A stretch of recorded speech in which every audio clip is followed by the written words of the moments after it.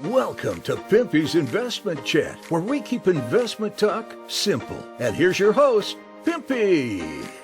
What is going on out there, peeps? All right, so if you hear some squeaking in the background, that is my Chihuahua beating up on her new toy that she should not have gotten already.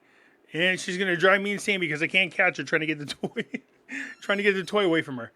So let's get back to Iraq because something interesting damn dog. Some interaction with Interpol that I find very interesting. Freaking dog, man, I swear to God. Sorry about that. Anyways, there's some action with Interpol. There's some interaction between Iraq and Interpol that I find interesting. Is the amount of people that they caught. If you haven't heard yet, let's get into this. Before we get started, do me a favor and hit the thumbs up button. And if you're not a subscriber, please do so. Because when you do, it helps out the channel. And I certainly do appreciate it. If you're thinking about buying gold and silver, head on over to our friends at Money Metals Exchange. The link will be down below in the description. If you are a first-time buyer and you spend more than $100, use promo code Pimpy Silver. Yes, it has changed. PIMPY-SILVER. So if you're watching this video and it's an older video, make sure you check on current videos because the code is going to be changing from time to time from now on. Also, I can be found on other platforms. Everybody knows I have my own website, Pimpy's News Network. Over here, I post videos that I can't get away with over on YouTube. Also, I have a group on Facebook called Pimpy's Investment Chat.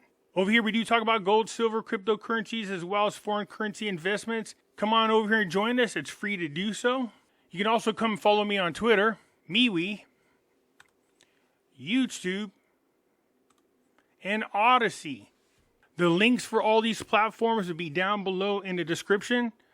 So for whatever reason, if I get removed off of one platform, you could find me on the others. Just so you're aware, the dog making all that noise, her name is Lizzie. I call her Lizzie Booba. She's like 700 years old. She's blind. But yet when you give her a toy, she acts like she's spree. She acts like she's 2 years old. It's crazy. This damn dog, and I keep trying to catch her to get the damn squeaky toy away from her. But as fat and as old as she is, when it comes to keeping her toy, man, she can run and move. Let's get back to Iraq. All right, so this is the article I'm talking about. Look at this. Interpol reveals details of Iraq's money recovery. The Arab and International Police, Interpol, revealed that their intentions to issue a silver leaflet for the recovery of Iraqi funds. Interpol will issue a silver leaflet for money recovery, said the Director of Arab and International Police, Interpol, General Abadi, noting that Interpol's silver bulletin... Now, that's what I got to deal with. Director of Arab and International Police, Interpol, General Abadi, noting that Interpol's silver bulletin will be binding on all countries. He explained that the silver bulletin on the recovery of the funds will be issued in the coming days, pointing out that Interpol has recovered 182 wanted by the Iraqi judiciary during the past years. So 182 people they've caught. 182. We have handed over 62 detainees to Interpol in the past years. 182? How many years are we talking about? Because that's a lot of people. Finance. Iraq looks forward to more World Bank support to implement national strategic goals. Yeah, man, I never feel comfortable whenever the World Bank gets involved, but whatever helps Iraq get back on her feet. So the finance minister, Sami, confirmed on Wednesday that Iraq looks forward to more support from the World Bank Group to implement national strategic goals in addition to the structural reform programs adopted by the new Iraqi government. The Minister of Finance said in a statement that she received a delegation of the International Finance Corporation for the Middle East and Asia region of the World Bank Group, headed by investment official Julie Carlos and the resident representative of the foundation in Iraq. How about that? In the presence of the Director General of Iraq Fund. According to the statement, the importance of the role played by the International Finance Corporation, along with the Iraqi government in advancing sustainable development projects in Iraq, including supporting renewable energy projects and electricity connectivity with neighboring countries, and enhance an opportunity to involve the private sector alongside the public in the implementation of the reformed national economic strategy. So the renewable energy, man, and this makes sense if you think about this. They're talking about putting this huge grid of solar panels out there, like a huge amount of them. And at first I was like, okay, well, I mean, that makes sense, seriously. But the bad thing about solar panels is this. They're really high in maintenance, and they tend to break down a lot. And they're usually not feasible. So if they can find a way to put these solar panel fields out there, and God only knows they have a lot of desert out there to use these solar panels, probably enough to go ahead and just power the whole damn place. So I'm curious to see how this is going to work out. You know they have to hire people to go out there and wipe those things down? Yeah, my neighbor does that. That's what he does for a living. He goes around wiping solar panels down, and he makes a lot of money.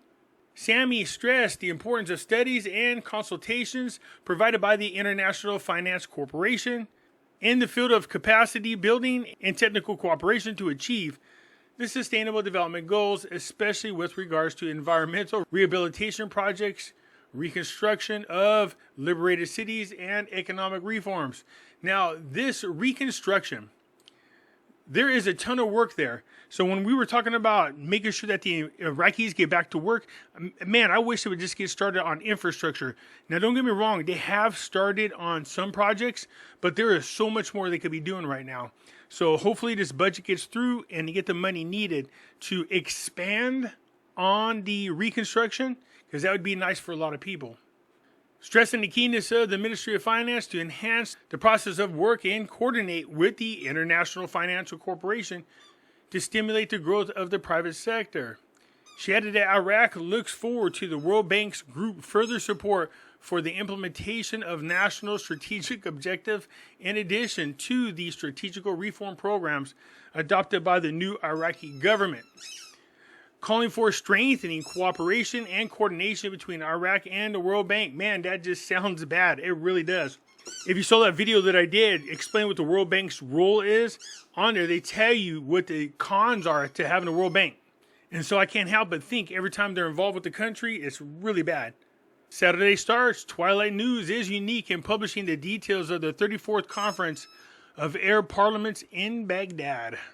So the news agency is unique in publishing the details of the 34th Conference of the Arab Parliamentary Union and accompanying the committees with the participation of the heads of councils of parliament of the Arab member states of Union. Say that 10 times real quick, sober.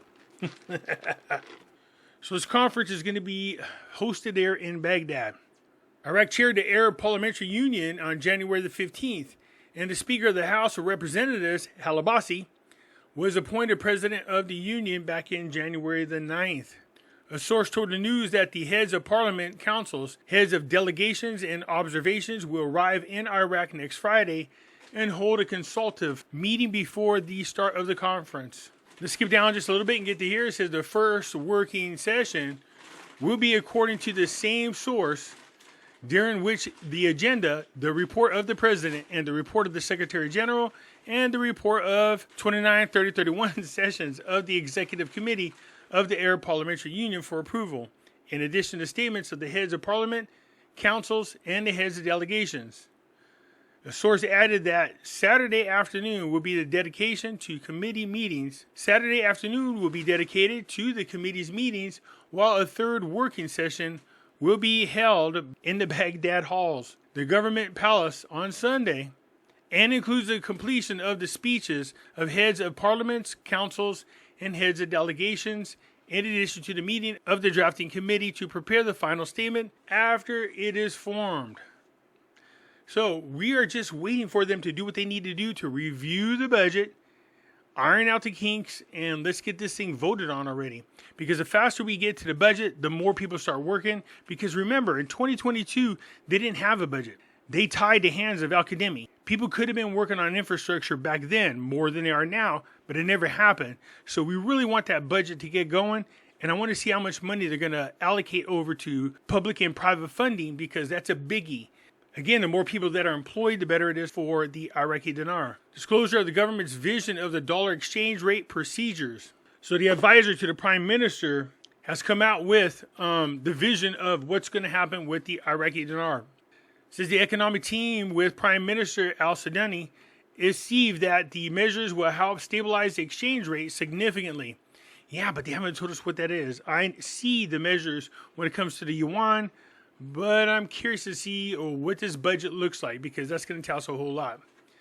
I trust the Prime Minister and his ability to find treatments despite the difficulty situation and a large number of speculators, that's us. The recent decision of the Council of Ministers on setting the price of $1 at 1,300 dinars in the federal budget for the year 2023. So they are locking in 1,300 dinars for every $1 in the budget.